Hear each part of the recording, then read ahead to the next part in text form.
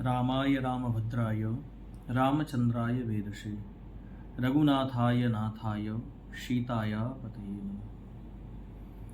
प्यारे कबंध रामायण में एक बहुत सुंदर प्रसंग आता है कि जिस समय पर श्री राम जी महाराज समुद्र पार करने के समय पर श्री रामेश्वरम जी की स्थापना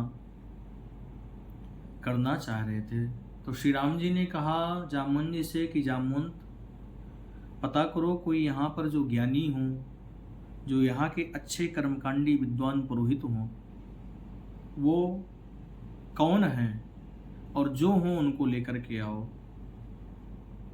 जामुन जी ने कहा ठीक है प्रभु। जामुन जी बोले कि प्रभु यहाँ पर तो एक ही विद्वान है, एक ही कर्मकांडी है, एक ही ज्ञानी है, चारों वेदों का ज्ञाता है, वह है दशानन रावण, उसी को लेकर के आना पड़ेगा। प्रभु ने कहा ठीक है, उसी को लेकर के आओ। जामुन जी, कथा ऐसी आती है, जामुन जी जाते हैं लंका में और रावण से निवेदन करते हैं कि रावण,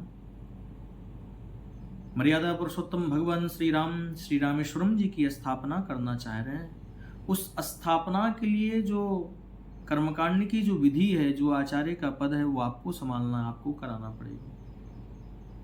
रावण सहजता से स्वीकार करता है, ठीक है हम कराएंगे। लेकिन रावण कहता है कि कोई भी पूजन किया जाए, कोई भी प्रतिष्ठा की जाए, कोई भी यज्ञ की जाए, तो अगर पत्नी है तो पत्नी के समेत में करना चाहिए। तो इसलिए श्री राम से कह देना कि मैं उनकी पत्नी श्री सीता को लेकर के आऊँगा और वो अपनी पत्नी के साथ में श्री रामेश्वरम जी की स्थापना कर लेंगे, पूजन कर लेंगे। तत्पश्चात फिर जैसे ही मैं लेकर के वहाँ पर जाऊँगा, वैसे ही ससम्मान वो किशोरी जी को, श्री सीता जी को हमारे साथ भेज देंगे, मैं फिर पुनः लेकर के लंका में आ जाऊँगा। जामुन जी ने कहा ठीक है। इधर सुंदर समुद्र के तट पर तैयारी की गई और रावण आता है पूजन कराने के लिए। रावण आया, पूजन स्थल पर बैठा, बैठ करके श्री राम प्रभु से कहा कि श्री राम, आपकी पत्नी सीता को मैं लेकर के आया हूँ, रथ में बैठी हुई है, ससम्मान पूर्वक आप जाएं और उनको लेकर के आएं और अपने दाहिने बिठा करके सुंदर यज्ञ का, सुंदर प्रतिष्ठा का पूजन संपन्न कराएं। फिर जैसे ही आप रथ से लेकर के यहाँ तक आ रहे हैं पूजन स्थल तक, ऐसे ही आप पूजन स्थल से ससम्मान पूर्वक उनको रथ में बिठा देना।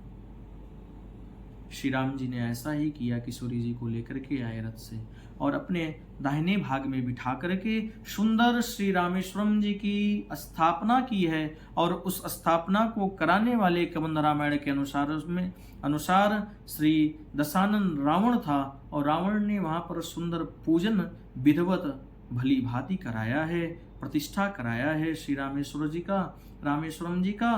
तत्पश्चात पूजन के बाद में फिर राम से बोले श्री राम, आप किशोरी जी को रथ में बिठा दो। और श्री राम प्रभु ने भी किशोरी जी को रथ में बिठा दिया। कहने का भाव यह है, पुरोहित का अर्थ ही यह होता है जो यजमान के आगे चल करके नित्य निरंतर यजमान की हित के लिए सोचे, वही तो महाराज पुरोहित है।